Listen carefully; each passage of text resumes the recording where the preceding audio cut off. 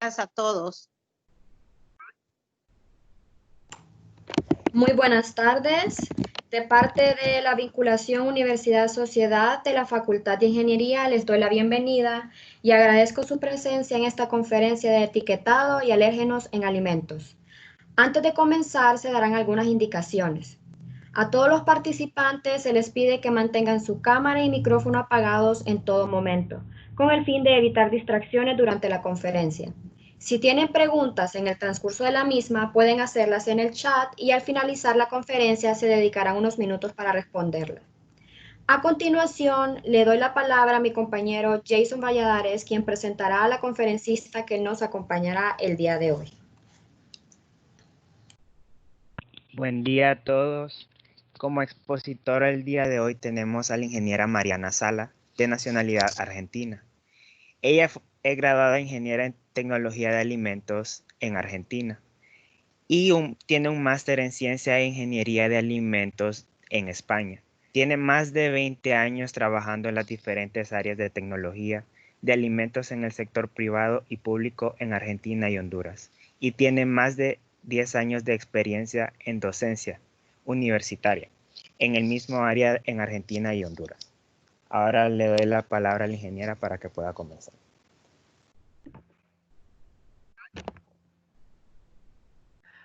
Bueno, buenos días.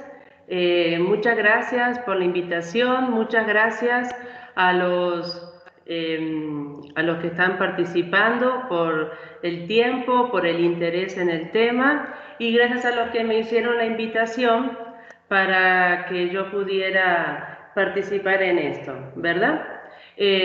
Bueno, a los participantes les deseo una charla que les sea motivadora, que les sea fructífera y que lo disfruten sobre todo tanto como yo el mundo de los alimentos, que es realmente apasionante y que juntos podamos transitar esta hora sobre ese tema, ¿verdad? Entonces, sin más, pues vamos a empezar.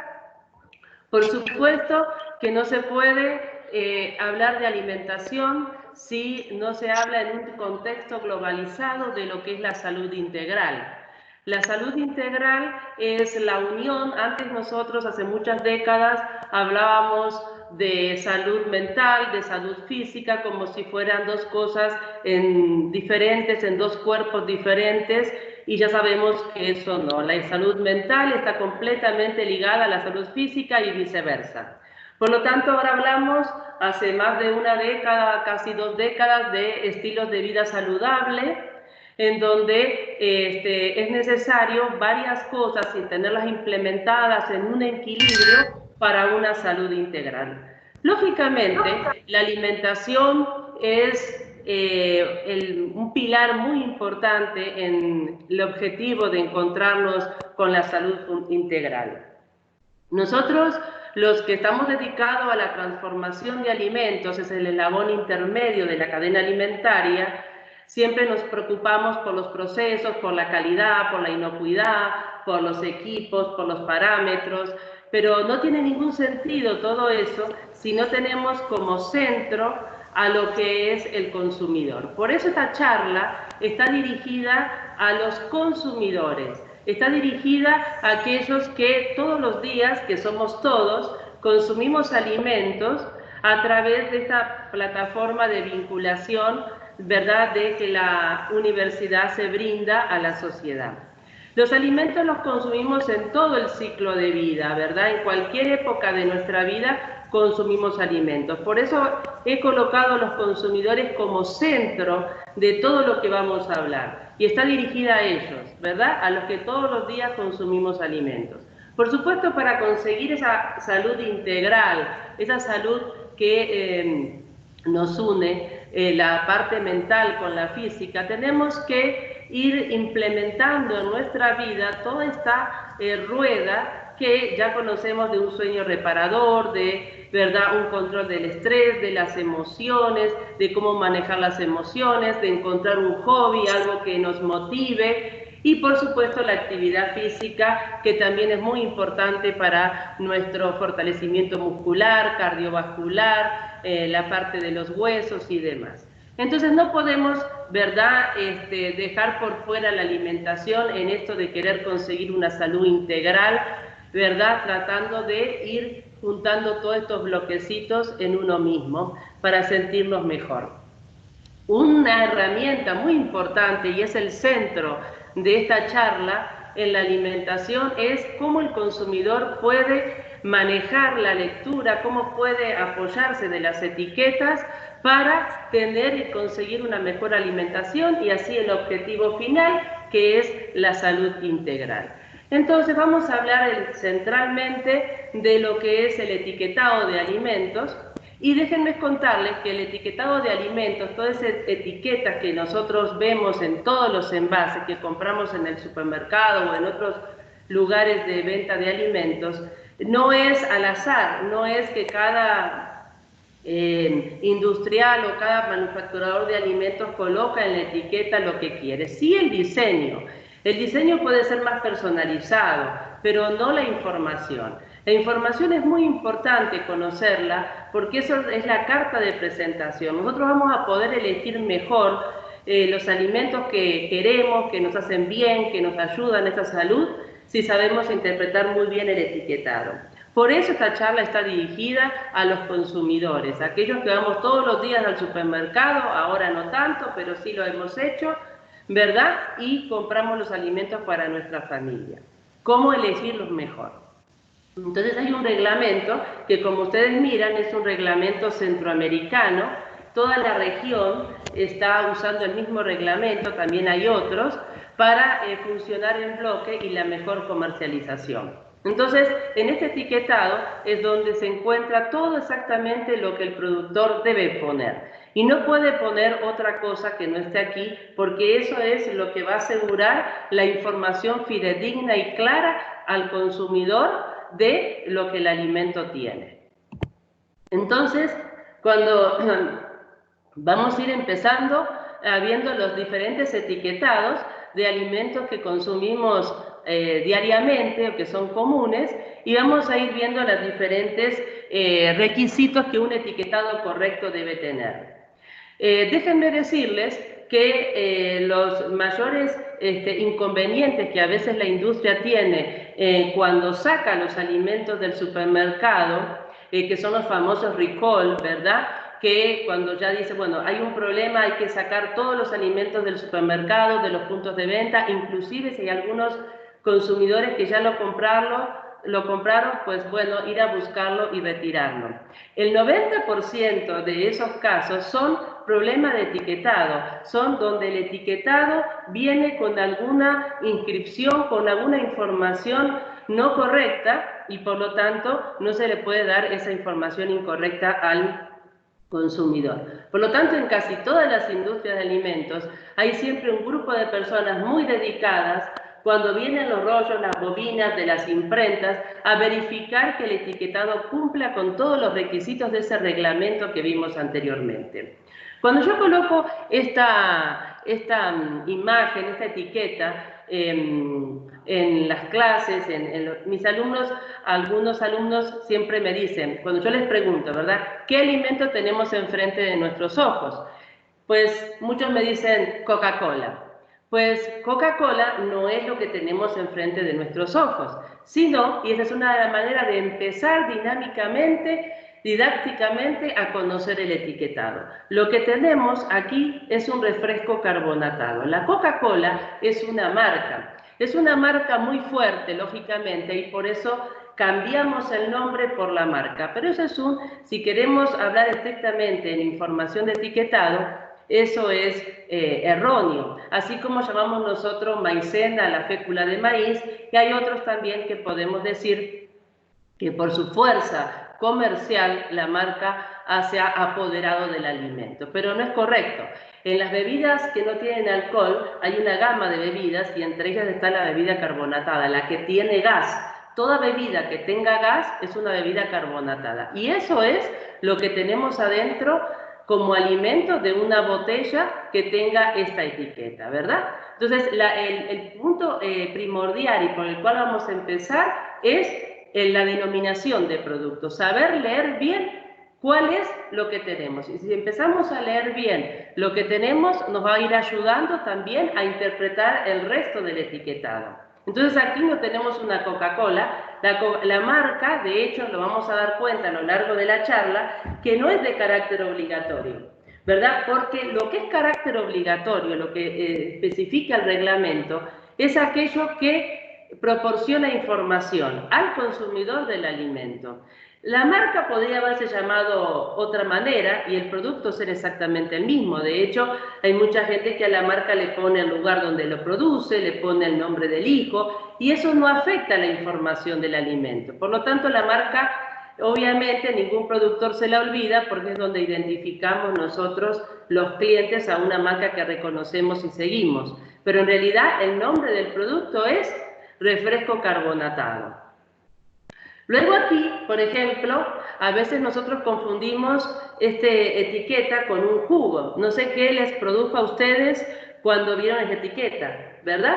A veces decimos hasta jugo Tang y también mezclamos la marca con el nombre del producto. En realidad, si nosotros miramos, esta es una mezcla en polvo para preparar bebida instantánea con sabor artificial a naranja, fresa y maracuyá. De hecho, si nosotros prestamos atención, en ningún lado dice jugo, ¿verdad? Porque no es un jugo. Para que un alimento se le pueda denominar jugo, tiene que venir de un concentrado de fruta, tiene que venir de un jugo de fruta. Y aquí lo que vemos es azúcar con un montón de aditivos, ¿verdad? Colorantes, saborizantes, texturizantes, que nos llevan a oler, saber el olor, el color y la textura lo más parecido a un jugo. Pero, lógicamente, ¿verdad? No se puede denominar como jugo porque no lo es.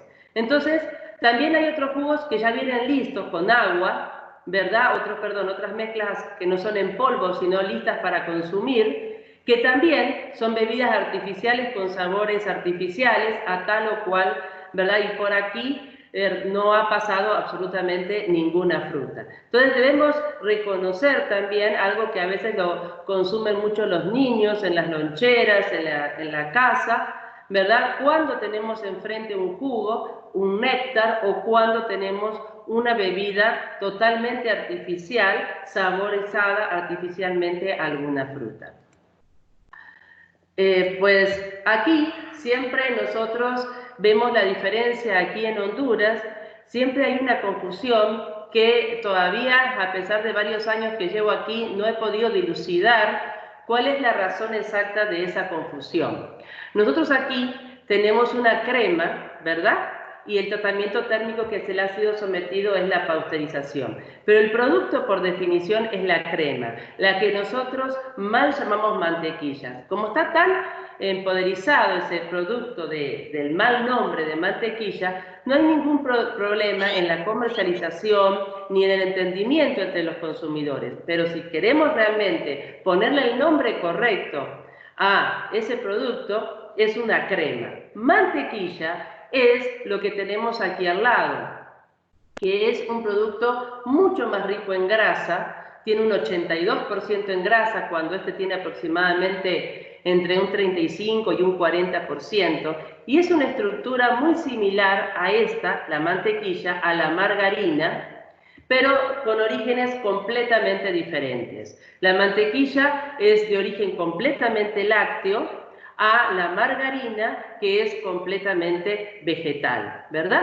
Entonces, generalmente sirven para los mismos usos, en panadería, en repostería o en algunas tostadas y demás, se puede utilizar tanto uno como otro. La composición de lípidos es diferente, pero el porcentaje de lípidos sí es el mismo. Entonces, a veces es bueno, ¿verdad?, empezar a prestarle un poquito más de atención, ¿verdad?, a lo que es la denominación del producto, que es el primer requisito que tenemos que tener en cuenta a la hora de leer la etiqueta, a la hora de que nosotros vamos como consumidores al supermercado y leemos, bueno, ¿qué es lo que tengo enfrente? Una mantequilla, una crema, una margarina, ¿verdad? Pues esto también a mí me gusta mucho siempre comentarlo, porque nosotros, bueno, el aceite de oliva es el aceite por excelencia, ¿verdad?, recomendado en el consumo por lo saludable que es para la salud.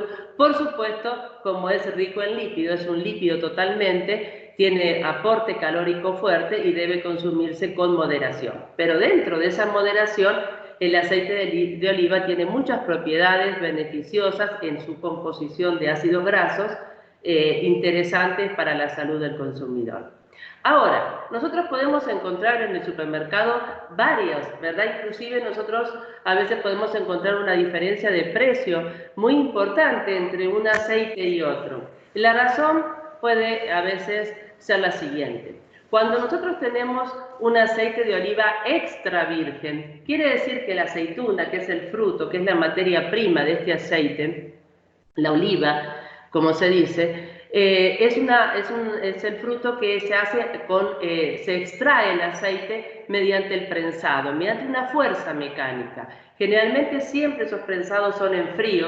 Ya sabemos que el calor no es buen amigo de los lípidos, los enrancia, los oxida, se deteriora más rápidamente. Por lo tanto, el prensado en frío es muy... y conservamos, ¿verdad?, todo ese olor, ese sabor que nosotros estamos acostumbrados a sentir y oler cuando tenemos cerca un aceite de oliva. Pero también nosotros podemos encontrar en el supermercado esto que dice aceite de orujo de oliva. Entonces ahí está, y repito, la importancia de la lectura de las etiquetas. A veces puede decir, por ejemplo, en esta marca Carbonell, que es una marca muy utilizada en Honduras de aceites de oliva, también hemos visto los aceites Carbonell de orujo, ¿verdad?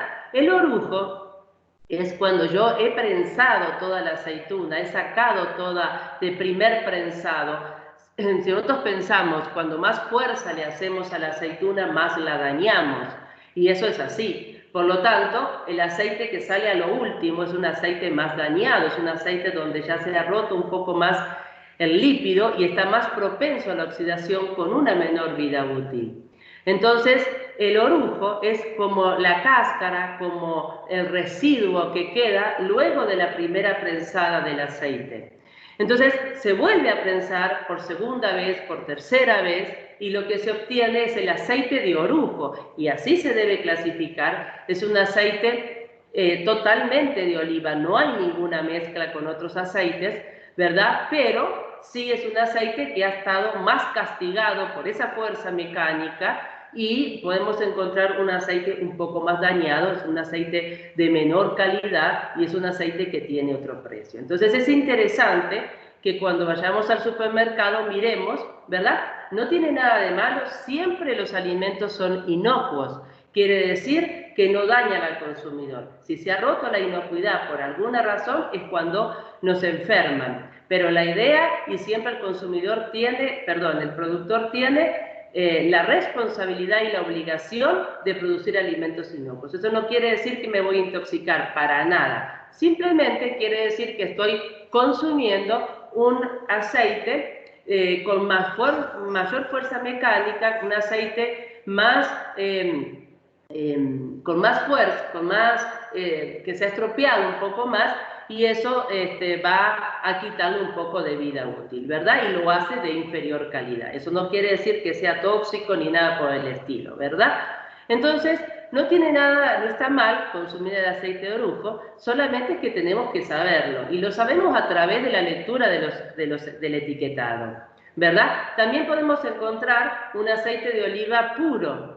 Entonces vemos aquí como si fuera aceite de oliva puro. No dice extra virgen, dice aceite de oliva puro.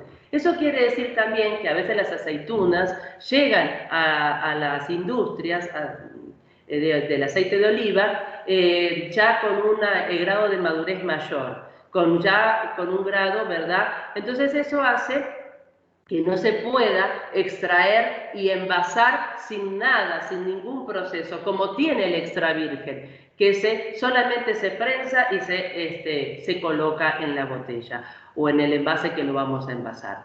sino que lleva un proceso de refinación, porque es un aceite que ya viene un poquito enranciado por evaluar un poco la aceituna en su estado de madurez un poco mayor, y eso hace que tengamos que usar el proceso de refinación. Entonces es un aceite puro de oliva, y así exactamente lo es, porque no tiene ninguna mezcla, pero no es un aceite extraído de la primera prensada sin ningún otro proceso. Por eso se llama extra virgen, porque no tiene ningún otro proceso. Entonces, esa es la manera en donde nosotros podemos ir viendo. El primer punto importantísimo de una etiqueta es qué es lo que estoy comprando. Y no tiene nada de malo si yo compro un alimento u otro. Simplemente lo importante es saber qué es lo que estoy haciendo y no comprando uno y me puede parecer, uy, este es mucho más barato, qué suerte, pero cuando voy a la etiqueta puedo encontrarme con un aceite de orujo, puedo encontrarme con un aceite puro y no con un aceite extra virgen. Muy bien. Luego pasamos al segundo grande punto de un etiquetado o de una etiqueta, que es los ingredientes. Aquí no se pone la fórmula, sabemos nosotros que las fórmulas son secretas en todas las industrias. Simplemente se pone la enumeración de todos los componentes del alimento. Y se pone en orden de mayor a menor por cantidad de uso, ¿verdad? O sea que vamos a ver siempre que lo que está primero es lo que mayor tiene a descendencia. Por eso siempre a lo último de cada ingrediente o de cada lista de ingredientes encontramos los aditivos. Los aditivos siempre se utilizan en menor cantidad. Los aditivos es un tema interesantísimo tanto para el productor de alimentos como para el consumidor. Es un tema que no es el tema central como si es etiquetado de la charla de hoy, pero es un tema que se puede dar en otra charla también abierta al consumidor, porque cuando más a veces hay un poco de desinformación de los aditivos, y eso nos crea, como todo, cuando tenemos desinformación, nos crea un poco de resquemor, y a veces el conocerlo bien nos hace, ¿verdad?, tomar mejores decisiones. Entonces, así, para decir algo de los aditivos en la charla de etiquetado, podemos decir aquí siempre tenemos la nomenclatura E. E es como E163, E300, es como el DNI o del aditivo, ¿verdad? Tenemos la función, que es gasificante, que es estabilizante, que es conservante, y lo que es. Entonces, a grosso modo, como consumidores, podemos tener una regla general que cuando menos E tenga nuestra lista de ingredientes, menos aditivos va a tener obviamente el alimento y podemos estar más tranquilos. Aunque también, déjenme decirles que hay aditivos completamente naturales, ¿verdad? Por ejemplo, cada vez que comemos una fresa o cada vez que comemos una manzana, estamos consumiendo pectinas. Y las pectinas es un aditivo muy utilizado como gelificador, como texturizante en lo que es las postres, las jaleas, las mermeladas. Los betacarotenos están encontrados en los chiles de colores, en la zanahoria. También es un colorante muy utilizado como aditivo en la parte. Entonces, no todo es malo, ¿verdad? Sí hay que conocerlo, es un tema muy apasionante, a mí me gusta mucho, y pues lo voy a dejar ahí, ¿verdad?, para no irme del tema, pero sí es un tema que lo podemos tocar en otro momento. Y como regla general, ¿verdad?, si nos queremos estar tranquilos, cuando menos cuando menos, digamos, funciones de estabilizantes, de conservantes, ¿verdad?, mejor. Y luego también tenemos en la parte, eso sí es muy importante, que está la declaración de alérgenos. Aquí, si yo quiero saber, porque soy alérgica o alguien de mi familia es alérgico a algún componente alimentario, tengo que irme a la parte de ingredientes. Aquí voy a encontrar lo que hay, y lo que no está escrito es porque no hay. Entonces voy a ver qué tipo de alérgenos tiene el alimento para ver si yo lo puedo consumir o no. Entonces hay una declaratoria. Aparte, como vemos aquí, ¿verdad?, contiene gluten, semillas de sésamo y de soya, ¿verdad? Entonces, en esa manera veo si yo soy alérgico o no a estos tres componentes, para comprarlos o no. Entonces, no voy a entrar en tema de las alergias porque lo vamos a tocar después, más específicamente, y vamos a regresar un poquito a este punto. Pero en la lista de ingredientes tengo todos los ingredientes, tengo incluyendo los aditivos que se comportan como ingredientes, y un destacado punto aparte, pero bien claro, de los alérgenos, ¿verdad? Sabiendo que son tan importantes en la salud del consumidor. Otro punto muy importante en el etiquetado es justamente el contenido neto. El contenido neto es lo que nosotros estamos comprando. ¿Cuánto de ese alimento viene adentro del envase? Ya sea líquido, que va a venir en mililitros, en litros o en gramos, si es sólido. Pero también es importante en las conservas, en los enlatados, donde yo tengo la mezcla de líquido y de sólido. Siempre en ese tipo de alimentos es importante, y así como aprendemos a leer los consumidores en la etiqueta, es importante el peso escurrido. ¿Por qué? Porque el peso escurrido es justamente lo que a mí me queda cuando yo tiro la salmuera, cuando yo descarto la salmuera, ¿verdad? De una lata de maíz, de una lata de cualquier otro conserva que yo puedo tener. Por ejemplo, a veces en las conservas dulces, como los duranos, los melocotones, el almíbar a veces se consume, entonces yo puedo pensar que estoy comprando, en ese caso, que voy a consumir todo un contenido neto. Pero si no, tengo que prestarle más atención al peso escurrido que al peso neto, porque es con lo que me voy a quedar, es por lo que yo he pagado, y lo otro lo voy a desechar. Dependiendo del idioma, siempre español, pero de acuerdo a los diferentes países, tenemos peso escurrido, tenemos peso drenado, pero para el caso es lo mismo, ¿verdad? Entonces es muy importante, ¿verdad?, ver eso. Y también tenemos aquí en la otra etiqueta otra cosa que siempre tiene que estar presente. Ya vimos lo que es la parte de la denominación de producto, vimos lo que es la lista de ingredientes, incluyendo aditivos y alérgenos, vimos lo que es el peso neto. Vamos a ver ahora, ¿verdad?, que también es muy importante y por eso se debe poner, todas estas cosas se deben poner, ¿verdad? Si a mí me falta cualquier cosa en la etiqueta, o si yo como consumidor miro que cualquiera de estos ítems no están presentes en la etiqueta, puedo hacer el reclamo y hay que hacer lo que decíamos antes, los famosos recall, de retirada de producto, porque es una obligación que tiene el productor de alimentos darle una información completa y obviamente fidedigna al consumidor.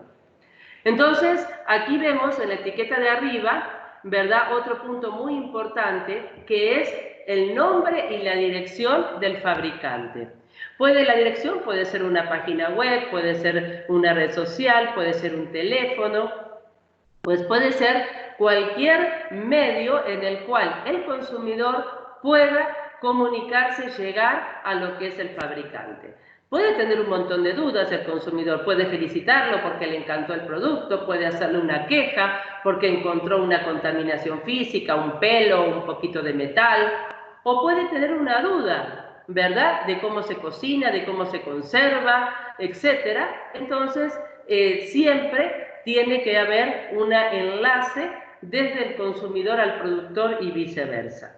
Entonces, eso es muy importante, el nombre, la dirección y el país de origen. Saber dónde. Hoy con el comercio exterior y el comercio globalizado que tenemos tanto, pues tenemos nosotros en cada país un montón de alimentos de otros lugares. Pues tenemos nosotros el derecho como consumidores de saber dónde se ha elaborado ese producto. Entonces, el país de origen también tiene que estar.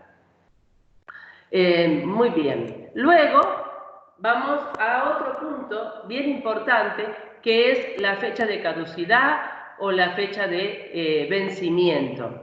La fecha de elaboración, como ustedes mirarán, no es obligatoria. Puede que nosotros en algunos envases encontremos la fecha de elaboración, pero eso es opcional. En este momento, a lo mejor a futuro no, pero en este momento es una información opcional, ¿verdad?, según el reglamento que les comentaba anteriormente. Lo que sí no es opcional es la fecha de vencimiento. Entonces la fecha de vencimiento siempre tiene que estar presente y es la que nos dice, esa fecha de vencimiento se saca a través de estudios de vida útil, ¿verdad? Haciendo diferentes análisis, diferentes ensayos, análisis sensoriales y demás, para ver cuándo el alimento pierde esa capacidad o esa característica de inocuidad, ya sea por características sensoriales, no tiene la misma crocancia, no tiene el mismo color, no tiene el mismo sabor, o por el avance de reacciones, ¿verdad?, que se producen dentro de los alimentos y que terminan con la inocuidad del mismo. Entonces, la fecha de vencimiento siempre es algo que nosotros tenemos que ver, que a veces, ¿verdad?, los consumidores no tenemos tanto en cuenta, estamos apurados, tomamos el producto rápidamente de la góndola y no prestamos atención a la fecha de caducidad. Siempre la fecha de caducidad viene de la mano de lo que es el número de lote. El número de lote, como lo podemos ver en estos 3 ejemplos que yo puse aquí, aquí tenemos el número de lote aquí tenemos el número de lote o el número de lote aquí. Entonces, en este tipo de código es algo que no está dirigido al consumidor. El consumidor nunca, absolutamente nunca, en ningún alimento de ningún país va a poder interpretar, así como interpretamos muy bien los otros ítems anteriores, no va a poder interpretar nunca lo que quiere decir. Por ejemplo, acá vemos 980, acá vemos 52, 19, etc. Eso es un código interno de la empresa que nos habla de la trazabilidad que la empresa tiene implementada hacia el producto, ¿verdad? Vemos, nosotros tenemos la trazabilidad en las diferentes materias primas, en los diferentes horarios de producción, en las diferentes líneas de producción, en las diferentes camiones de distribución a los diferentes puntos de venta. Entonces vamos anotando y a eso le vamos dando un número, también puede ser una letra, puede ser una combinación, es un código, ¿verdad? Puede ser una combinación de letras y números, en la cual solamente la interpreta y la tiene especificada todo ese plan de trazabilidad con el fin de que cuando se presenta un problema en el producto antes de su vencimiento, entonces nosotros esa trazabilidad a la industria le permite identificar rápidamente cuáles han sido los actores involucrados en ese proceso. A veces una empresa de galletitas tiene varios proveedores de huevo, tiene varios proveedores de harina. Entonces, si no tiene esa trazabilidad, no sabe cuál de todos puede estar involucrado en el problema, con cuál de esa harina se hizo esa galletita. Por lo tanto, tener esa trazabilidad le da al productor una rápida evacuación en efecto dominó contrario y identificar rápidamente el problema. Ahora, es obligatorio. Y ustedes se podrán preguntar, bueno, pero ¿por qué es obligatorio si yo nunca lo voy a poder interpretar? Lo que tenemos que interpretar como consumidores en el número de lote es que las empresas tienen un sistema de trazabilidad que nos asegura a nosotros como consumidores de ese alimento que ellos han puesto en práctica sus sistemas de buenas prácticas, sus sistemas de trazabilidad y tienen monitoreado el paso a paso y el eslabón a eslabón de cada actor de esa cadena, de ese producto. Y eso es muy importante para el consumidor. Por eso es obligatorio, aunque no lo podamos interpretar. Una cosa que les quería comentar es que ustedes siempre van a ver estos dos datos en un efecto láser, ¿verdad? Es lo más común, así como aparece en esta botella. La razón es justamente porque una empresa puede mandar a la imprenta a hacer las etiquetas durante todo el año de producción, durante todo el volumen del año de producción, ¿verdad? Porque entonces las mandan al exterior, porque viene todo junto, porque le sale mejor, pero no sabe qué bobina o qué etiqueta va a utilizar qué día del año. Por lo tanto, es imposible mandar a imprimir lo que es la fecha de vencimiento. No sabe con qué proveedor o qué galletita, de qué turno, etcétera, va a ir adentro. Por lo tanto, el número de lote y la fecha de vencimiento no se pueden imprimir en la imprenta, como todo el resto del packaging o como todo el resto de la información de la etiqueta. Eso se pone una vez que nosotros ya sabemos que esa bobina la vamos a utilizar hoy y que según los días de vencimiento se coloca lo que es un marcador láser a la salida de la producción y va marcando el número de lote, cambiamos de turno, cambiamos de proveedor, cambia el número de lote y modificamos nuestro láser, ¿verdad? Si está siempre dentro del mismo día de producción, la fecha de vencimiento será la misma. Si no, vamos modificando la fecha de vencimiento a medida que vayamos avanzando en el tiempo. Por eso siempre encontramos, y muchas veces viene en la tapa, y a veces al sacar la tapa, pues nos quedamos sin esa información tan valiosa. Pues aquí voy a hacer un poquito de tiempo para explicar a petición de los organizadores del evento, ¿verdad? Los diferentes alimentos desde el punto de vista de cómo y dónde y cuánto duran un alimento en la góndola. Cuando nosotros tenemos estos alimentos de este lado, ¿verdad? Que tenemos una leche pasteurizada o un jugo pasteurizado, pues la pasteurización es un método de conservación, pero es un método de conservación lábil que siempre necesita del apoyo de la refrigeración. Por eso, cerrado o abierto, los productos que han sido pasteurizados siempre deben estar dentro de la refrigeradora, ya sea en la góndola de refrigeración en el supermercado como en nuestra refrigeradora. Entonces siempre podemos, y es no solamente que se necesita de apoyarse de la refrigeración, sino que tiene un periodo de vida corto, ¿verdad? De 7 u 8 días aproximadamente. Entonces siempre los productos pasteurizados deben ser, tenemos que tener cuidado como consumidores de no cortarle esa cadena de frío, ¿verdad? A la hora de comprar y llevarlos para la casa.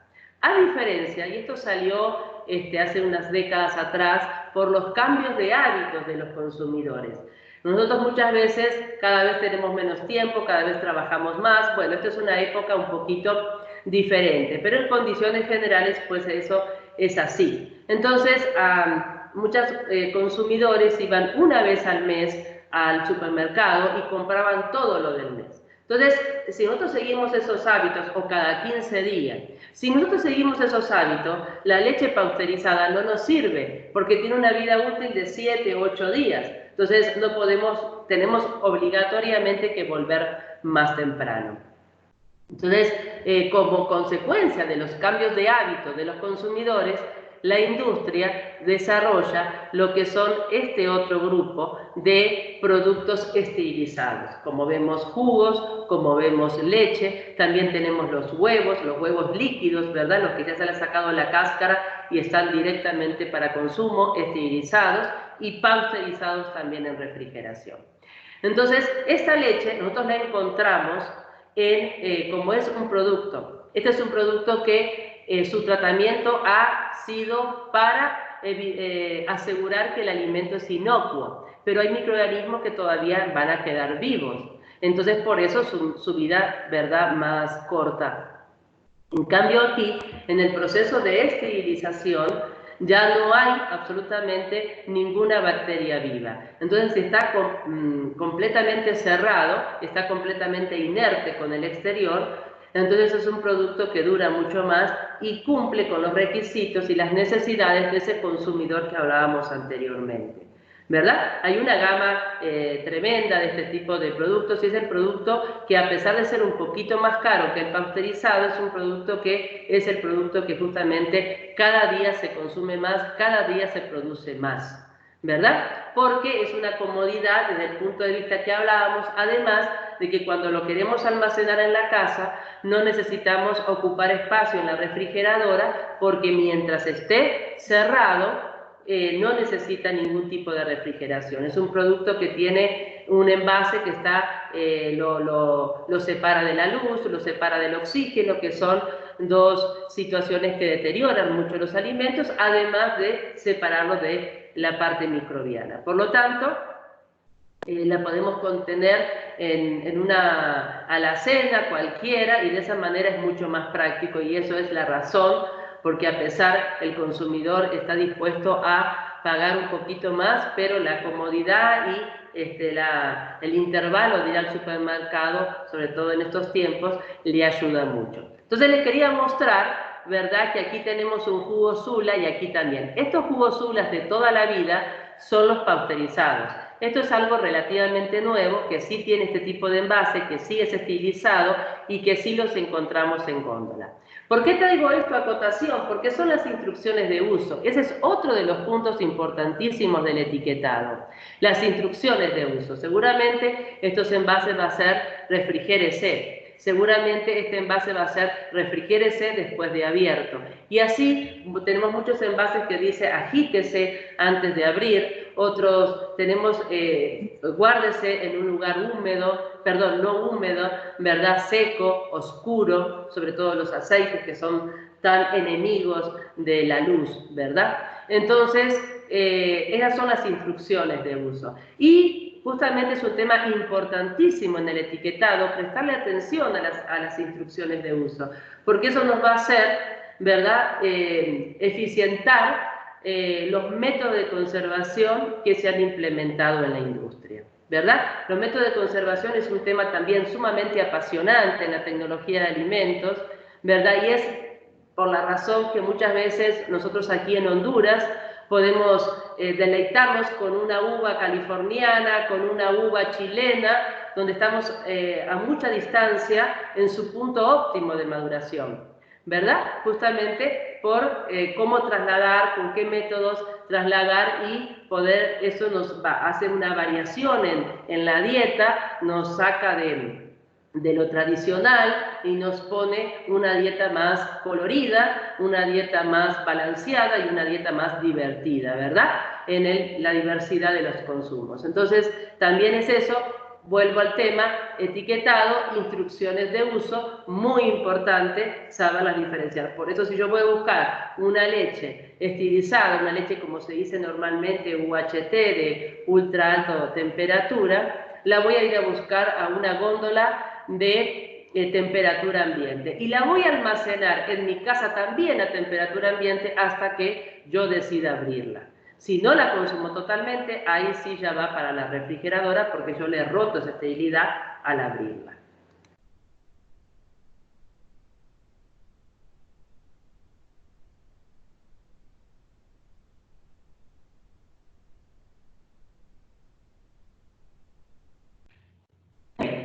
¿Verdad? Esto está en casi todos los envases, pero por una razón de responsabilidad social, de responsabilidad ambiental que tiene la empresa y que se la quiere mostrar al consumidor, que se la quiere mostrar a su cliente, ¿verdad? Como por ejemplo el signo de reciclaje, el signo de no botar basura, sino de botarla en una cesta, y el famoso código de barra. Eso no va a estar, no lo vamos a encontrar en ningún reglamento de ningún país, inclusive del Códex Alimentario, el reglamento de etiquetado del Códex Alimentario, que es nuestra referencia en alimentación siempre, porque no está aportando información al producto. Lo que no aporta información al producto, así como la marca decíamos anteriormente, no es obligatorio. Sí es opcional, ¿verdad? Todo lo anterior sí es obligatorio. El código de barra es justamente la función de tener electrónicamente un inventario, un lector en la caja registradora que hace que se pueda, ¿verdad?, ver el precio, el inventario. Por eso cada envase tiene un código de barra donde es una numeración que al principio son los países, luego están las empresas y luego cada presentación de la industria tiene una diferenciación en los números que hace que el precio cambie, ¿verdad? No es lo mismo comprar un jugo de 1 litro que de medio litro. Esa diferencia de precio nos cambia los números y hace un código de barra diferente. Por eso cada presentación tiene un código de barra diferente y es lo que nos permite entrar como productos a los supermercados o a los mercados que tengan ese lector en las cajas registradoras. Ahora, si yo quiero comercializarlo en un mercadito donde la caja registradora no tiene un lector, entonces no hay ningún problema, yo lo puedo comercializar sin código de barra porque no me va a causar ningún problema. La información, mientras la etiqueta tenga todo lo anterior, está completa a el consumidor. Lo que pasa es que siempre vamos a buscar el código de barra porque en la medida que los productores van creciendo, van ingresando a mercados más grandes, de verdad, puntos de venta más grandes como son los supermercados, donde es, por supuesto, imprescindible entrar en la etiqueta con un código de barra. Pues llegamos al punto crucial, de alguna manera crucial, aunque lo otro no es menos importante para nada, es la información nutricional, los datos de nutrición. Es importantísimo saber interpretar bien este cuadro, ¿verdad? Lo primero que tenemos que interpretar en este cuadro es el tamaño de ración, ¿verdad? Todos estos valores y todos estos números están en función no del envase, sino del tamaño de ración, que no necesariamente es igual al envase. Normalmente no es igual al envase. Normalmente de un envase se sacan varias raciones o varias porciones, ¿verdad? Son pocos los envases donde es una ración el envase total. Entonces, lo primero que tenemos que leer es el tamaño de ración y la cantidad de raciones que tiene el envase. Entonces, si por ejemplo ustedes ya lo están identificando, son los plátanos fritos, donde su marca comercial es ambos, ¿verdad? Vemos que dice que tiene 5 raciones, de cada ración son 28 gramos. Entonces nosotros a veces, mirando televisión, conversando con el amigo, podemos consumirnos el paquete entero y a veces no nos cuesta mucho trabajo. Entonces tenemos que saber y tenemos que ser conscientes que si hicimos eso, no es que ingerimos las 60 kilocalorías que dice acá, ¿verdad? Las 140 calorías que dice acá. La energía, las calorías es la unidad de la energía. Los alimentos, cuando los consumimos, nos dan energía, nos permite con esa energía hacer todo lo que hacemos, ¿verdad? Y la unidad de esa energía puede ser el kilojoule, que es la KJ, y la kilocaloría, que es la unidad más utilizada por los consumidores. Entonces, rápidamente, estos 140 calorías es las calorías aportadas por una porción, por los 28 gramos. Si yo me consumí conversando con el amigo el paquete entero, pues tengo que multiplicar 140 por 5, ¿verdad? Y esas van a ser las verdaderas calorías que yo ingerí, y eso es un punto muy importante a tener en cuenta, ¿verdad? Ahora, como nosotros estamos diciendo, o mejor dicho, el rótulo tiene declarado lo que es la energía por porción, para ser coherente con la entrega de la información al consumidor, todo lo demás también está por porción. Entonces, vemos aquí que la grasa total, en este ejemplo, tiene 7 gramos y es por porción, ¿verdad? Entonces, todo esto lo tenemos que multiplicar por la cantidad de porciones que he consumido, a menos que haya consumido una sola porción. Ahora, lo importante que se debe declarar, que es obligatorio declarar, la grasa total, ¿verdad? Toda la grasa que en el alimento encontramos, y luego el desglose de la grasa saturada y de las grasas trans, ¿verdad? Ya sabemos nosotros que las grasas saturadas son las más perjudiciales para la salud. Justamente por eso, ¿verdad?, es que se trata de evidenciar. Entonces, aquí lo que vemos nosotros es que la diferencia de número es el resto de las grasas poliinsaturadas. Vemos que no hay grasas trans, también es obligatorio. Entonces, dentro de las grasas, las saturadas, las trans, el colesterol, y otro dato muy importante es el sodio, que también se debe declarar. Fíjense aquí, por ejemplo, este es un envase de unos plátanos originales, y esto es un envase de unos plátanos originales, con sabor a picante. Fíjense la diferencia del sodio. de 105 a 230 en la misma porción de 28 gramos. O sea, estamos consumiendo mucho más del doble, ¿verdad? Según la Organización Mundial de la Salud, son 5 gramos por día que debemos consumir de cloruro de sal para tener un consumo aceptable. Nosotros aquí en Honduras no tenemos estudios específicos que pueden decir de cuánto el consumidor promedio consume de sal, ¿verdad? El hondureño promedio consume de sal. Si nos apoyamos en los estudios hechos por México, por otros países, aproximadamente va a 20 gramos, o sea, cuatriplicamos la dosis recomendada por la Organización Mundial de la Salud en cuanto al consumo de sodio. De ahí viene todo lo que nosotros conocemos por las enfermedades no transmisibles crónicas como la hipertensión, en donde el sodio juega un papel importante. Por eso muy importante es que sepamos leer, sepamos interpretar cuánto tiene de saturada, de grasa, que es lo que me hace mal, cuánto tiene de trans, que es lo que me hace mal, cuánto tiene de colesterol, cuánto tiene de sodio. Los carbohidratos, lo que es obligatorio declarar es la fibra y los azúcares. La fibra, por el contrario, es lo que se conoce como alimento funcional, que es, además de nutrirnos, que es lo que le da el concepto a los alimentos, lo que nos da el aporte de energía, además tiene que tener comprobado lo que es un beneficio a la salud. La fibra es un alimento funcional por excelencia porque nos regula mucho lo que es el sistema gastrointestinal. El sistema gastrointestinal es el corazón de nuestro sistema inmune, ¿verdad? Tan importante tenerlo alto en estos momentos, ¿verdad? Nosotros consumimos muchos probióticos y prebióticos. Los probióticos son la flora, son microorganismos vivos que nos ayudan a mantener nuestra flora intestinal saludable. Son los microorganismos positivos, los que nos ayudan a evacuar, a reducir el estreñimiento.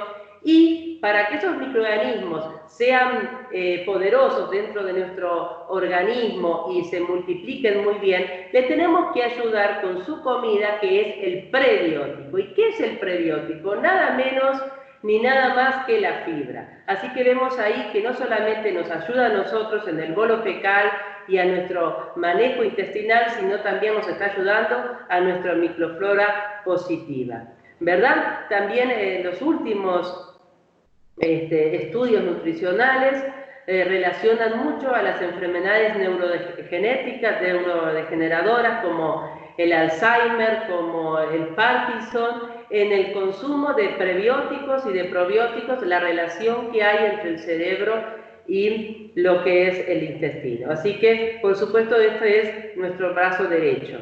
Y luego los azúcares, que también volvemos a lo condicionante de los alimentos, por eso es importante que esté declarado, ¿verdad? Que son los azúcares que rápidamente, los azúcares simples, los azúcares que rápidamente nos ingresan al torrente sanguíneo, nos liberan la glucemia, nos ponen a trabajar la insulina y son los que tenemos que tener una moderación en el consumo. Ahora, ustedes podrán ver que los carbohidratos totales son 19 y si nosotros sumamos la fibra más el azúcar, solo tenemos 2. ¿Eso qué quiere decir? Eso lo vamos a ver muy fácilmente. Y esto habla justamente de la correcta interpretación del etiquetado y en este punto de la información nutricional. ¿Qué significa eso? Fíjense que el alimento que tenemos es plátano, lleno de almidón. El plátano no tiene muy poco azúcar simple, sino que tiene mucho almidón. ¿Qué son los otros carbohidratos? Los carbohidratos complejos, los que en química llamamos polisacáridos, ¿verdad? Entonces quiere decir que por porción tiene 17 gramos de esos alimentos, de ese almidón, que obviamente es totalmente asimilable, que nos aporta calorías, ¿verdad? Y que se debe tener en cuenta. Y así es como debemos interpretar en cuanto de grasa, en cuanto de sodio, en cuanto de carbohidratos totales y las proteínas que no, por reglamento no se especifica ninguna diferenciación, si son de origen animal o vegetal, no, solamente con poner proteínas y tanto suficiente. Y luego nos dice que podemos declarar ciertos minerales y ciertas vitaminas siempre y cuando por ración, ¿verdad? Por dosis cumplen un 5% como mínimo. O sea, quiero decir que si la porción en la cual yo estoy trabajando, fíjense que como dije al principio, todo esto se basa en porciones, no en envases. Entonces, si esa porción tiene de un cierto mineral o de una cierta vitamina un 5 o más por ciento de eso, de acuerdo a los requerimientos diarios, ¿verdad? Entonces sí se puede declarar. Por eso aquí tenemos que dicen 0% y el potasio que dice un 6%. Muy bien. Pasemos a una cosa que les quería mostrar, hablando de fibra, ¿verdad? Aquí tenemos dos moldes, el molde integral y el molde blanco. Muchas veces nosotros en ese pro de querer encontrar,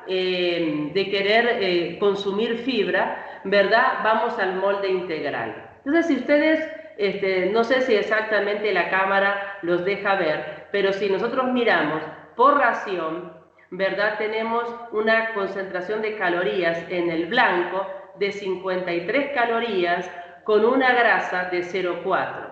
Si vamos al integral, tenemos un contenido energético por porción de 62 calorías, la porción es la misma, una rebanada, y la grasa es de 0,7. Eso tiene una explicación tecnológica muy rápidamente les voy a decir. Cuando nosotros tenemos una harina blanca, una harina donde el trigo no se le ha sacado, la cáscara, que es lo que aporta la fibra, ¿verdad? La cáscara, no trabajamos con el grano entero, sino trabajamos solamente con el almidón y las proteínas.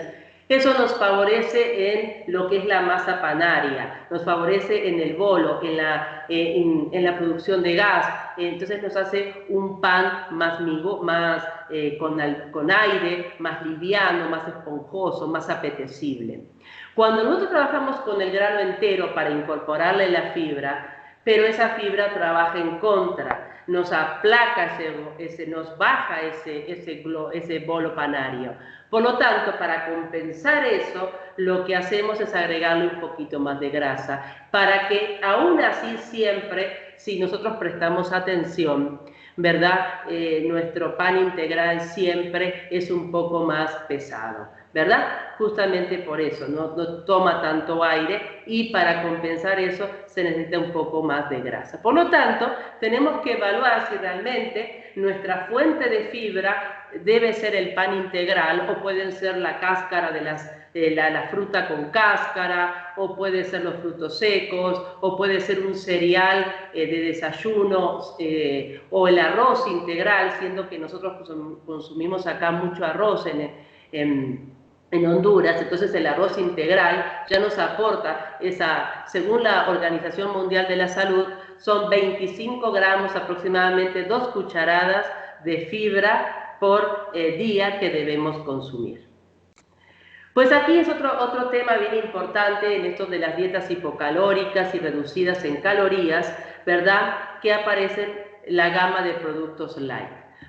Por reglamento, para que un producto sea light y déjenme aclararles que el idioma es algo que siempre tiene que estar en el lugar donde se va a comercializar. Por ejemplo, nosotros podemos comprar un producto de Estados Unidos en donde, por el idioma inglés que ellos utilizan, tienen todo el etiquetado, su información en inglés. Pero el distribuidor que lo trae al cambio de idioma en Honduras al español tiene la obligación de colocarle una etiqueta autoadhesiva donde toda la información que hemos hablado del etiquetado es muy importante, tiene que estar en español, tiene que estar en el idioma en donde se comercializa, ¿verdad? No solamente en el país de origen, si son idiomas diferentes, cosa muy normal que nos pasa aquí en Honduras con Estados Unidos.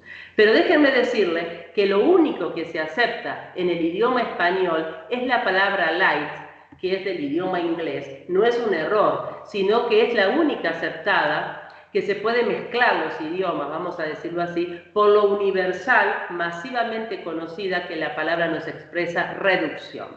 Entonces lo que tenemos aquí es una reducción de calorías, ¿verdad?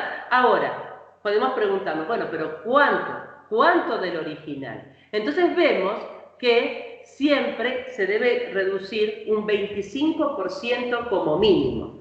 Entonces yo, si quiero hacer el trabajo, ahora que tengo la facilidad de tomarles fotos a las etiquetas en el supermercado, puedo tomar un producto original, de la fórmula original, con las calorías originales, y un light.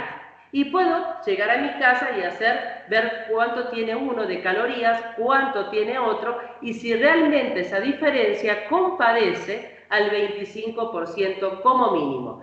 Generalmente se cumple, ¿verdad? En todos los estudios y en todas las prácticas que hemos hecho a lo largo de muchos años, siempre se cumple esa reducción. Inclusive a veces está hasta el 35%, ¿está? Porque no pide mínimo, sino, o sea, no pide máximo, sino mínimo, como mínimo 25. Ahora, si yo le quiero sacar más, pues no hay ningún problema, pero no le puedo sacar 2 calorías solamente, ¿verdad? Y decir que es light, porque no sería un fraude al consumidor. Pues en esto de la información nutricional, ¿verdad? A nosotros nos ha pasado que el consumidor va rápido, va con niños, va sin los anteojos. Entonces las etiquetas son muy pequeñas, no se puede ver todo esto que estamos viendo en detalle. Muchas veces no tenemos el tiempo para verlo y nos dificulta la decisión de compra. Entonces, bajo muchos estudios, se vio y se sacó lo que es el etiquetado frontal. El etiquetado frontal es lo que vemos que ya nos es, digamos, familiar en muchos envases, que es lo que estamos viendo acá. Esto se sale a consecuencia de que justamente el consumidor no puede rápidamente interpretar lo anterior. Entonces esto le dice, bueno, esto tiene tanto de grasa saturada, tiene tanto de otras grasas, tiene tanto de azúcares, de sodio, de energías en calorías y de energía total por envase. Entonces, con una rápida mirada, el consumidor en la góndola puede testear una marca a otra, compararla, tiene más sodio, tiene menos, me llevo esta, me llevo la otra, y poder compararla.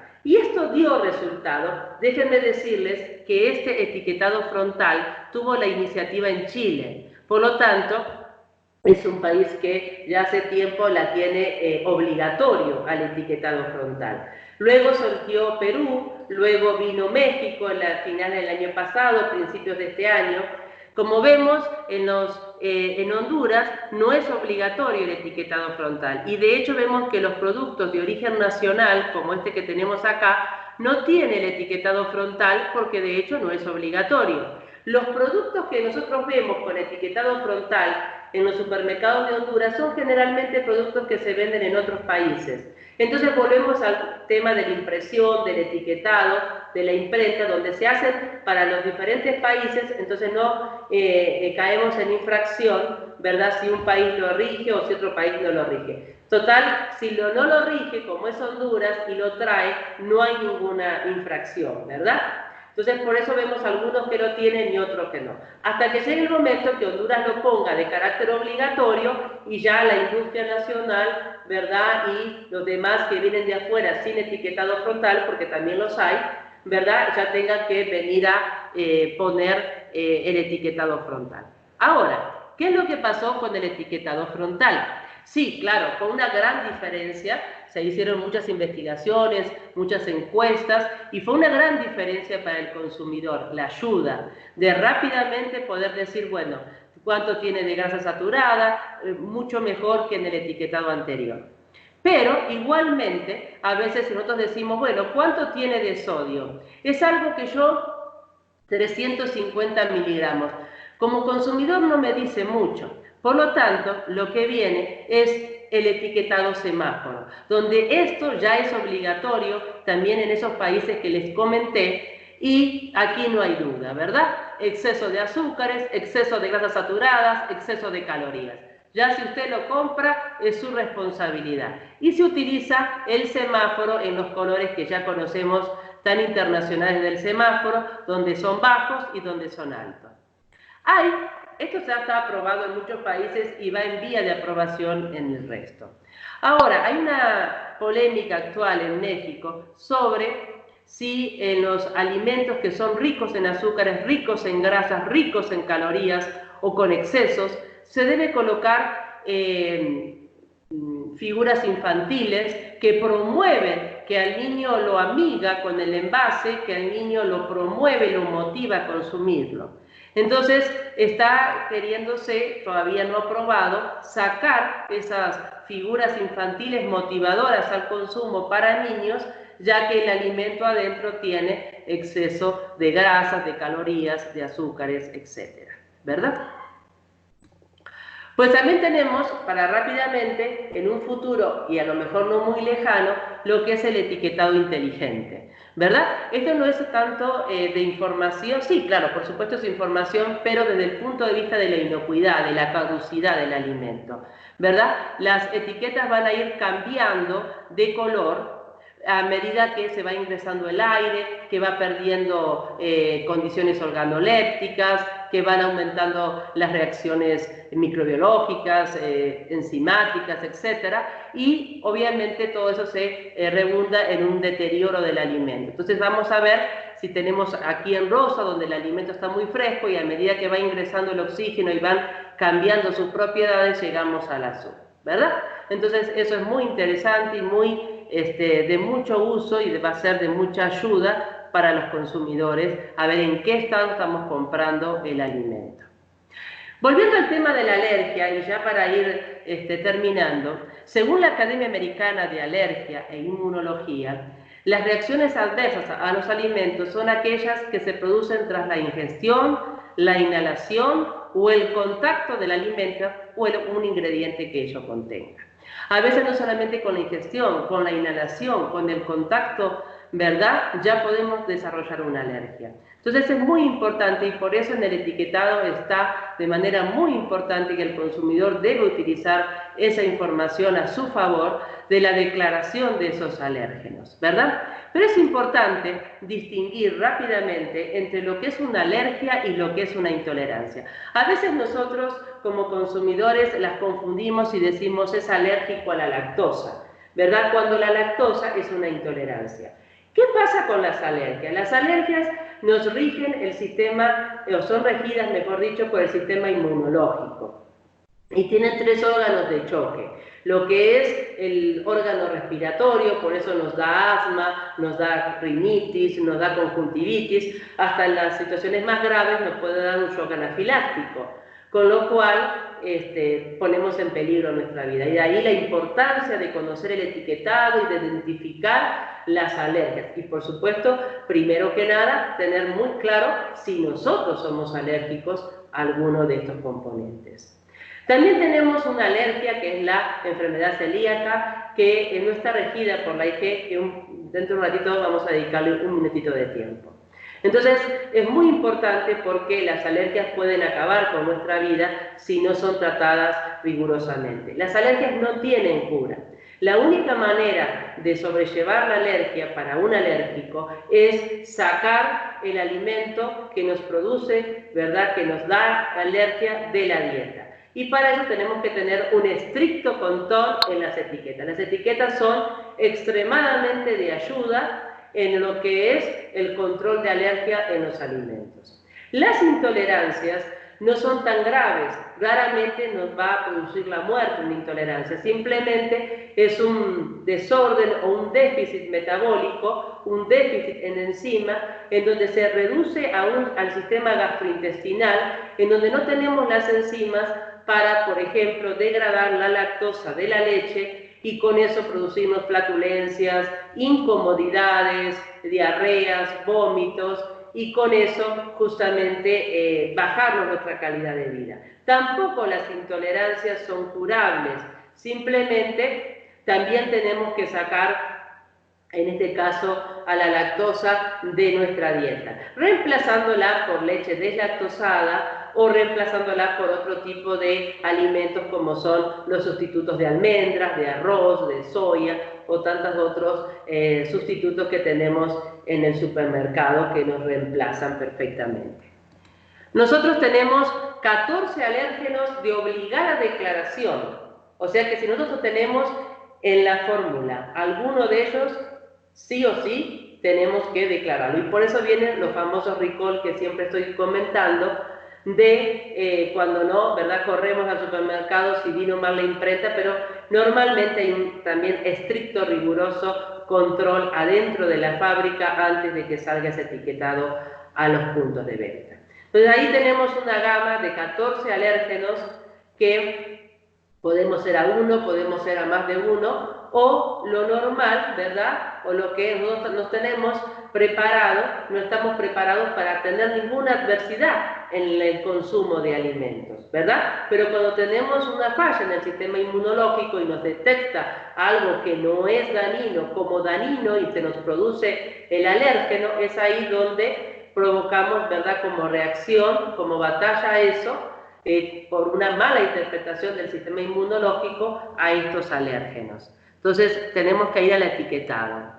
Y luego, para terminar, justamente tenemos lo que es el gluten, que es la enfermedad celíaca, que es una enfermedad, ¿verdad?, donde el gluten el trigo, por eso es sin TAC, ¿verdad?, porque es sin trigo, sin avena, sin centeno y sin cebada. Fundamentalmente, el trigo tiene dos proteínas que cuando nosotros las amasamos, siempre necesitamos amasar para formar una masa, siempre necesitamos agregar agua para formar una masa, porque el gluten es la sumatoria de esa fuerza del amasado, de esa agua y de las dos proteínas que nos dan estos 4 cereales.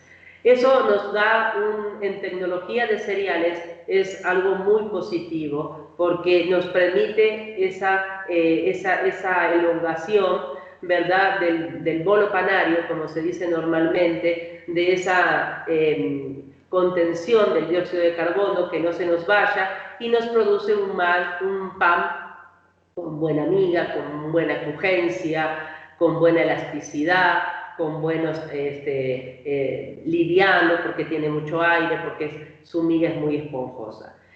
Pero justamente ese gluten, ¿verdad?, donde mayoritariamente de los 4 cereales lo tiene el trigo, por eso el trigo es el cereal por excelencia en la industria panadera, en la industria repostera, en la industria, ¿verdad?, de las pastas, porque justamente tiene esa condición. Pero también, ¿verdad?, hay personas que son celíacos, donde esas proteínas, cuando le llegan al estómago, no las pueden digerir bien. Y las vellosidades que tiene el intestino normalmente, para que funcione mejor, las van limando, y eso nos repercute también en una mala digestión, diarrea, hinchazón, vómitos y pues una incomodidad bastante fuerte para la persona. Entonces viene a suplementar, ¿verdad?, para los celíacos estos alimentos que son gluten free, como nosotros lo vemos aquí, que vienen de Estados Unidos, o sin TAC, que es justamente nuestro logotipo en español, que quiere decir exactamente lo mismo, ¿verdad? Una espiga de trigo tachada.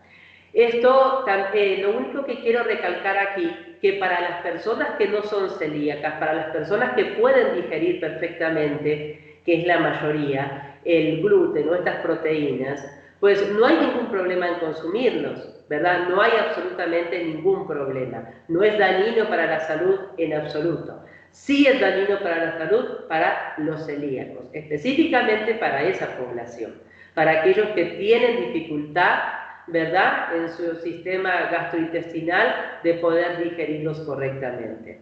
Tampoco son productos bajos en calorías, porque además de tener las proteínas, por ejemplo, las mezclas que son gluten free, tienen mezclas de arroz, con mandioca, con maíz, que no están dentro de esos 4 cereales, entonces no tienen gluten y son muy aptas para celíacos, pero tienen almidón, ¿verdad? La yuca, la mandioca, el maíz, el arroz, están llenos de almidón, y el almidón es un polisacárido totalmente digerible, aportador de calorías. Por lo tanto, no es un producto ni reducido en calorías ni tóxico, simplemente es un producto restringido para aquella población celíaca, ¿verdad? Y para terminar y no quitarle ya demasiado tiempo, quería comentarles lo último, que sí, en Honduras específicamente, hay que trabajar bastante en lo que es, sí se ha trabajado mucho en lo que es productos, oferta de productos para aquellas personas alérgicas, ¿verdad? Como sustitutos, tanto celíacas como otro tipo de alergias, como para los intolerantes a la lactosa. Pero tenemos que seguir trabajando en la parte de el sector gastronómico, el sector, una alianza entre el turismo que involucra al sector gastronómico y lo que es el Ministerio de Salud.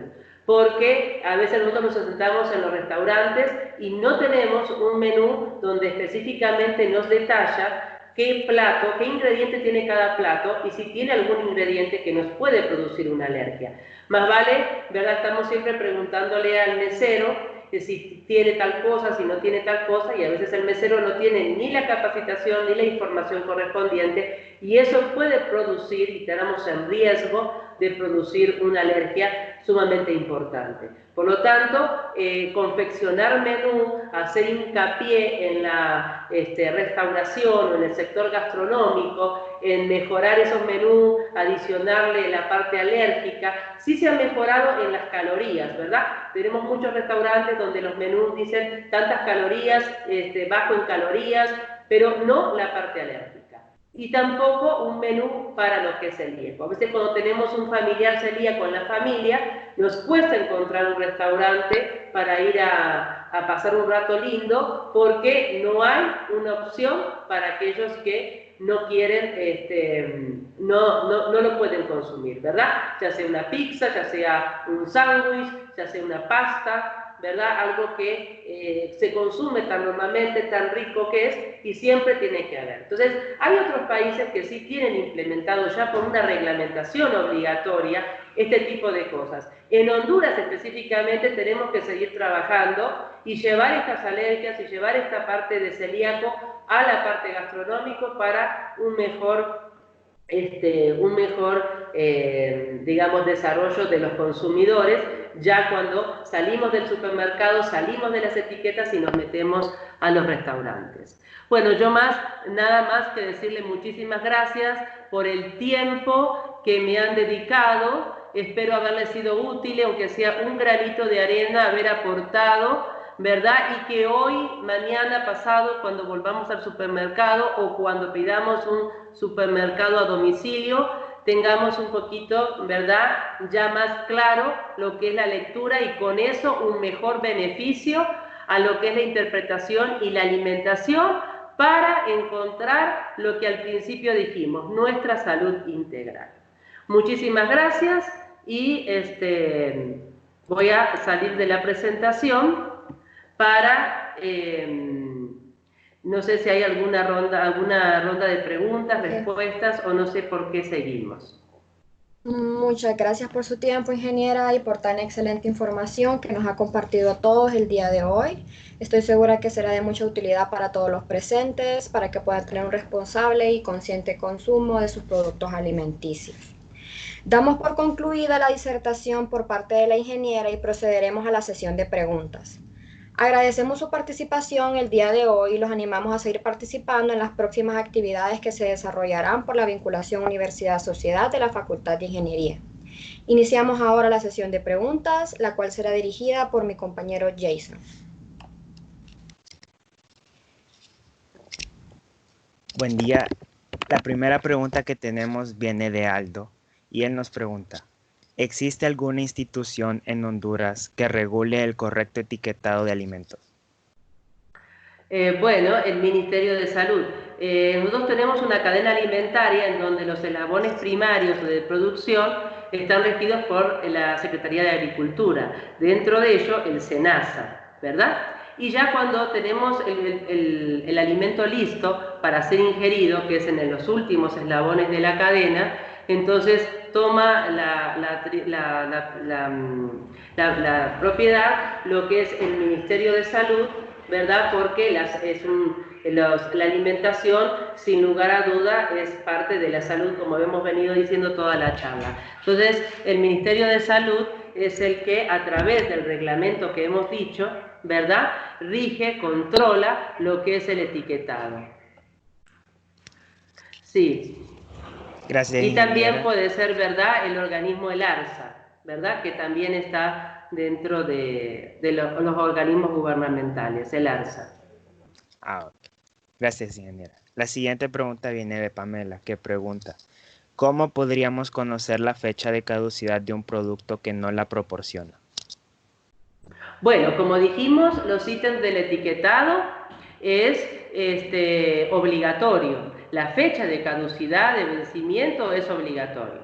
Entonces, si yo tengo un producto que no tiene fecha de vencimiento, lo primero que tengo que hacer es no comprarlo, porque no está cumpliendo con la reglamentación del etiquetado, ¿verdad? Y segundo, pues podemos justamente dirigirnos al ARSA o a la Secretaría de Salud, notificar eso y también si hay alguna, como dijimos también, algún contacto con el productor o con la empresa productora de ese alimento, pues producir la queja, como hablábamos anteriormente, ¿verdad? Tengo una etiqueta de tal producto en tal lugar, en tal punto de venta que no compadece con la fecha de elaboración. Entonces, no la puedo adivinar de ninguna manera, ni la puedo sacar de ningún libro, simplemente es una información que debe estar. Si no está, es un error. Y como tal debemos actuar. Gracias, ingeniera. La siguiente pregunta proviene de Sofía y nos dice, si un producto dice consumir antes del mes de agosto 2020, ¿en qué fecha aproximadamente deberíamos dejar de consumirlo? Bueno, muy bien. Esa es una muy buena pregunta, porque las fechas de vencimiento se dividen en dos. Cuando nosotros tenemos un producto de vida útil corta, como son la leche pasteurizada, un yogur o algo perecedero como una carne, etcétera, entonces va a venir generalmente los alimentos se dividen en perecederos y no perecederos. Los alimentos que son perecederos, los que tienen vida útil corta, ¿verdad? Es obligatorio colocarle la fecha, el día, ¿verdad? El día, el mes y el año.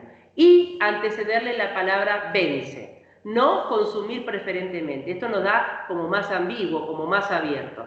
Cuando tenemos alimentos de menor vida útil de 3 meses, el alimento se considera perecedero y la fecha la parte de fecha de vencimiento se debe colocar como vence con día. Por ejemplo, un alimento que tenemos 8 días de vida útil, como una leche pasteurizada. No puedo ponerle agosto, porque entonces del 1 de agosto al 30 de agosto tengo mucho más que 8 días. Entonces me lleva, por su periodicidad, por su vida útil corta, a colocarle lo que es el día. Ahora, los alimentos que se consideran no perecederos, como la harina, el azúcar y tantos otros, los aceites, etcétera, etcétera, las harinas, los arroz, etcétera, entonces, que duran más de 3 meses, entonces, esos podemos colocarle, antecederle a la fecha, el consumir preferentemente antes de, que es un poquito más abierto, que es un poquito más, no tan vence, ¿verdad? Y colocarle solamente el mes y el año, sin la necesidad de colocarle el día. ¿Por qué? Porque justamente si nosotros tenemos una harina que dura 6 meses, ¿verdad? Entonces si la consumo el 15 de agosto, si la consumo el 20 de agosto, si la consumo el 30 de agosto y tiene una vida útil de 9 meses, pues no va a cambiar demasiado en esos días, ¿verdad? Lo que si no la puedo consumir es después del mes de agosto. Pero dentro de ese mes, pues puedo justamente variar. Por eso justamente es que se hace esa diferenciación en el etiquetado de cómo colocar las diferentes fechas de caducidad de acuerdo a la vida útil del alimento.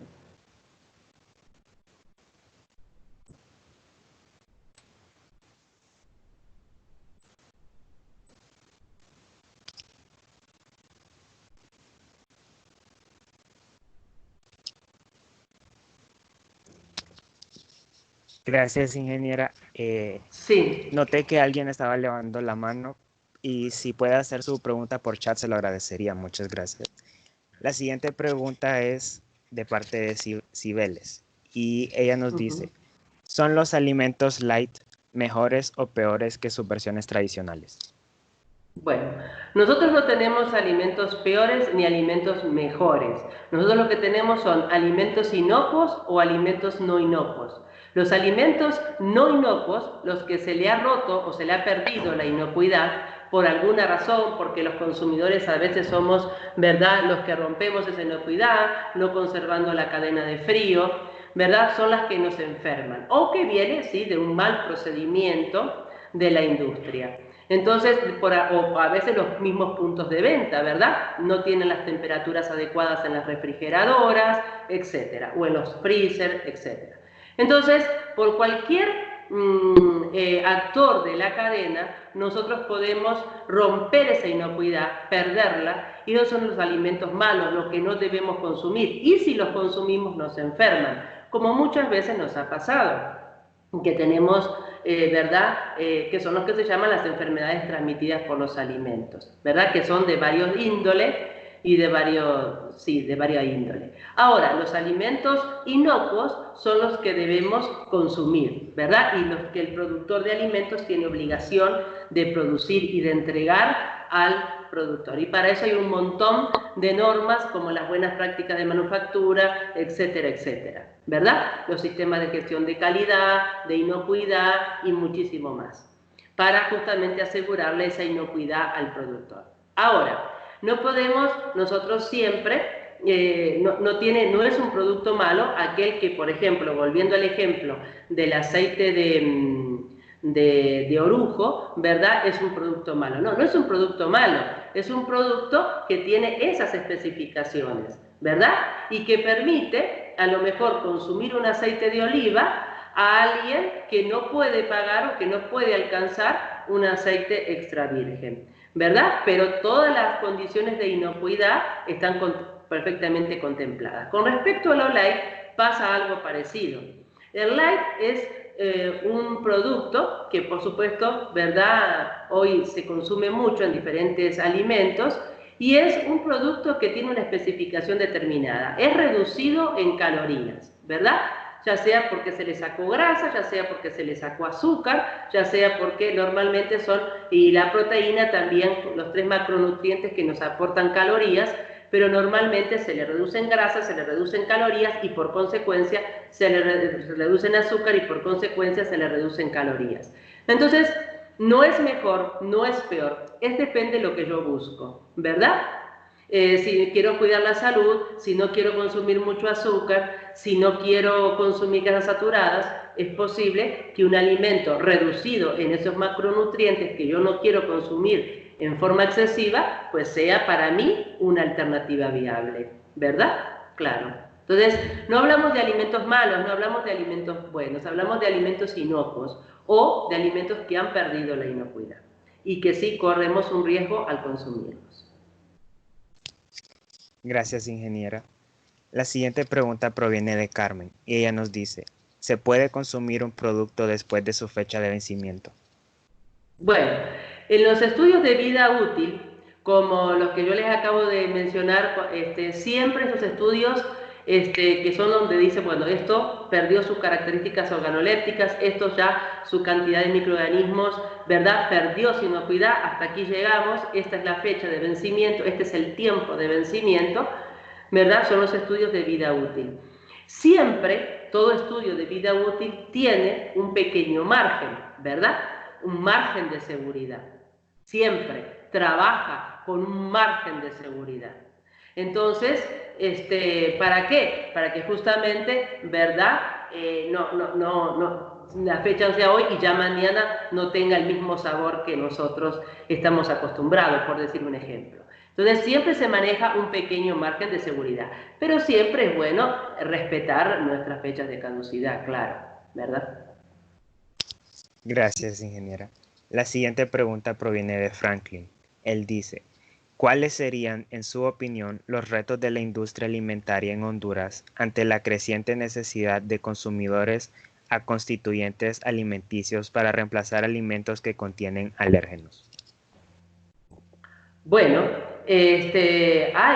ya se puede, ¿verdad?, buscar los sustitutos. Es de los sustitutos de alérgenos, de sustitutos de componentes de intolerancia que hablábamos anteriormente, ¿verdad? Si yo, por ejemplo, tengo una alergia a la soya o tengo alergia al huevo, pues puedo consumir, hay sustitutos. Por ejemplo, si soy intolerante a la lactosa, puedo consumir los sustitutos que vienen, que son las mal llamadas leches, porque no sale de un bovino, ¿verdad? Ni de un animal, pero de una glándula mamaria, pero sí las leches conocidas como leche de arroz, como leche de soya, como leche de almendra. Entonces, para los celíacos, ¿verdad? En esta población, en Honduras, no está muy fuerte como en otros países la parte celíaca, pero pasito a pasito va avanzando, ¿verdad? Ahora sí quiero que quede claro que si yo no soy celíaco, si yo no tengo ningún problema cuando consumo harina de trigo,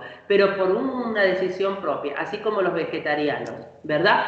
Decido no consumir gluten, pues por supuesto está muy bien, las decisiones son personales y cada cual sabe por qué las hace. Pero tengamos claro que si yo no soy celíaco, puedo perfectamente consumir esa harina, ¿verdad? Y la otra harina, la sustituta, la premezcla, la de maíz, la de arroz, la de yuca, la de mandioca, no va a ser reducida en calorías, ¿verdad? Lo que no va a tener son esas proteínas, ¿verdad? Porque está dirigido a eso. Entonces sí, es una gama grande de productos que yo puedo formular, ¿verdad?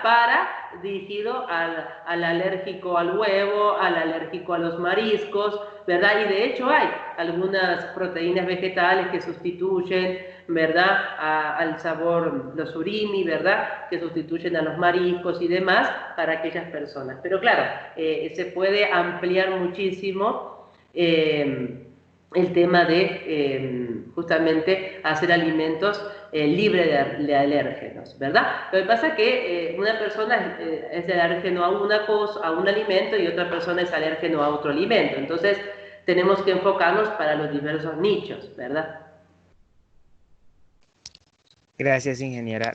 La siguiente pregunta que tenemos proviene de María y ella nos dice, ¿cuál es la diferencia entre las etiquetas de contiene y puede contener que se leen normalmente después de los ingredientes? Muy bien, es una excelente pregunta. Yo la iba a aclarar, pero como andaba un poquito justa de tiempo, pues, pero es una excelente pregunta y le agradezco. Cuando dice contiene, es eso, lo que entendemos. Contiene. O sea que dentro de la fórmula hay gluten, hay leche, hay huevo, hay soya. Su fórmula de ese producto tiene parte, ¿verdad? Un porcentaje grande o un porcentaje pequeño, de acuerdo al producto que estemos hablando, de eso. No hay duda. Ahora, cuando dice puede contener o puede contener trazas, es lo que les decía anteriormente. Hay industrias que trabajan con productos que no son alérgicos y productos alérgicos. Por ejemplo, una empresa de galletiterías, ¿verdad? Pueden sacar, por ejemplo, nosotros tenemos aquí en Honduras muy conocidas las cremas, ¿verdad? Las Lido, que son de chocolate, de fresa y de vainilla. Y todas se hacen en la misma línea, porque tienen la misma forma, porque tienen el mismo peso, porque tienen el mismo proceso. Entonces, como se hace todo en lo mismo, ¿verdad? Pero lógicamente cuando yo coloqué la fresa para el relleno de fresa, limpié, desinfecté, y toda empresa que trabaja con alérgenos tiene un plan de alérgenos implementados desde la recepción de la materia prima, desde cómo almacena las materias primas alérgenos y materia prima no alérgenos, tiene diferenciación por colores, tiene diferenciación por diferentes carritos y demás. Y por supuesto, si nosotros trabajamos con, por ejemplo, una galletita de fresa y luego vamos a hacer una producción de vainilla, donde no es alérgeno, entonces vamos a tener un plan dentro de ese plan de alérgenos, un plan de limpieza y desinfección que nos asegure completamente que no va a haber nada de fresa en la de vainilla, para que el alérgico a la fresa pueda consumir perfectamente la de vainilla.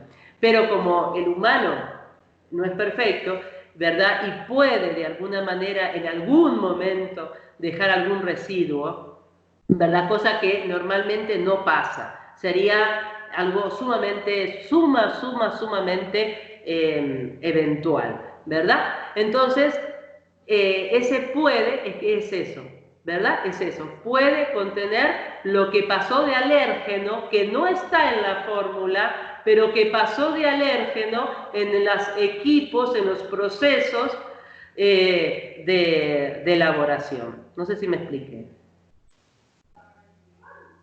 No sé si se entendió la diferencia. Sí, Es como un ingeniera, muchas gracias. resguardo para la industria, ¿verdad? Entonces, no es que tenga, sino que si hay algún problema, si hubo algún problema de contaminación cruzada, que es así como se llama eso, pues yo ya lo declaré. Yo ya como empresa estoy libre. Pero lo más probable, 99.99, es que no tenga. Ahora, cuando dice contiene, es eso, contiene, sin duda, tiene. Sí.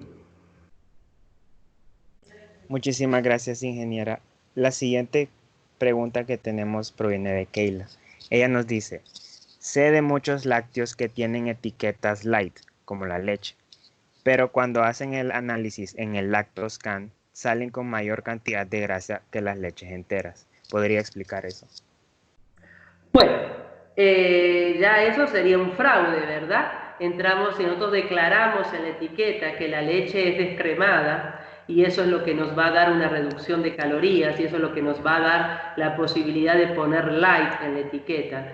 Y cuando hacemos un análisis de grasa no tiene, bueno, eso es un fraude, ¿verdad? Y obviamente debe ser denunciado a las autoridades que hablábamos anteriormente, ¿verdad? Ahora, que tenga más que la leche entera es un tanto, un poco dudoso, ¿verdad? ¿Y por qué? Si nosotros miramos los productos lácteos, la grasa, a pesar de que ser una grasa de origen animal, a pesar de ser una grasa saturada, no muy saludable para el consumidor, la leche, en la industria láctea, la grasa de la leche siempre va a ser la misma, ¿verdad? Porque la vaca siempre nos va a dar esa leche, con esas características, con esa composición química. Entonces, si hay un componente valioso en la composición de la leche, en la industria láctea, es justamente la grasa. Con la grasa se hace la mantequilla. Nosotros tenemos un 3-4% de grasa en una leche y pasamos a un 82% en una mantequilla. Imagínense, ¿verdad? En un balance de materia, ¿cuántos litros de leche necesitamos a 4% para obtener una libra de mantequilla 82? Entonces, no la vamos a ir a desperdiciar, ¿verdad?, en ese tipo de fraudes. Por eso, justamente, a veces los fraudes vienen, no sé, por otro lado, ¿verdad?, por los conservantes, por el aguado, pero es raro que venga por el porcentaje de grasa, porque ¿quién va a querer regalar grasa con lo valiosa que le es la grasa a la industria láctea en particular? ¿Verdad? Que hace helados al 50%, que hace cremas al 40%, que hace mantequillas al 82%. Entonces hay algo, de hecho, déjenme contarles que a los productores de leche no se les paga a todos igual el litro de leche, se les paga por porcentaje de grasa y se les paga por recuento microbiano. Entonces la inocuidad de la leche y la cantidad de grasa que la leche tenga, es el pago que se le hace al productor. Así que desde ese punto de vista estamos considerando que, pues, no sé en qué momento, ¿verdad?, se ha dado esa evidencia, pero justamente se puede hacer otro tipo de fraudes, como les digo, el aguado, los conservantes, pero la grasa es un poco difícil por justamente nadie la va a querer regalar desde ese punto de vista. Muchísimas gracias, ingeniera. Por motivos de tiempo haré una última pregunta y esta será ya el final. Nos dice Carolina, entonces, ¿es mejor consumir un pan blanco normal o integral? Bueno, siempre hay que mirar en el supermercado, y de eso se trató el tema, ¿verdad?, de estar más atento a las etiquetas.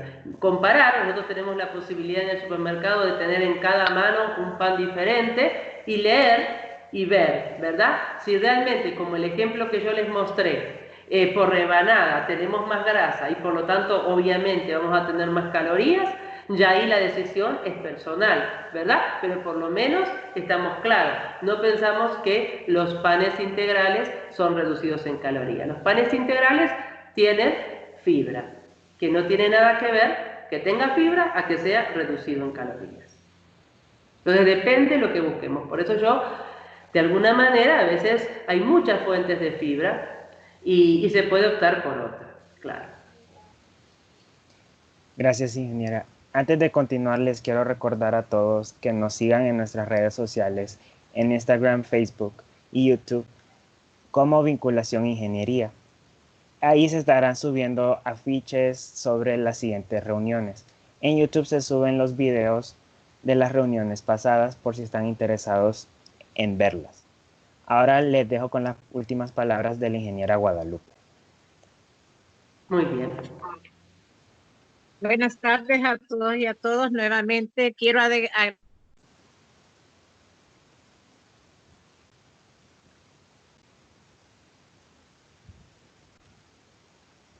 propicios. Eso viene justamente en momentos propicios en los cuales tenemos que cuidar nuestra salud y nuestra alimentación. Quiero agradecer también a los asistentes a la conferencia y por supuesto no puedo olvidarme de todos los colaboradores con la Coordinación de Vinculación Universidad-Sociedad de la Facultad de Ingeniería, como son Aldo, Andrea, Jason, Dana, Cartagena, Edwin. ¿Quién me hizo falta? Bueno, todos los que han colaborado y cooperado para que se den y se sigan dando todo lo que son estas conferencias. Gracias, ingeniera Mariana, y gracias por participar con nosotros. A la orden, un gusto participar. Nos vemos. Adiós. Adiós y feliz día. Que Gracias, todos estemos igualmente. sanos también. Hasta luego, ingeniera. Cuídese. Hasta luego, gracias. Nos vemos. Muchas gracias. Muy bueno.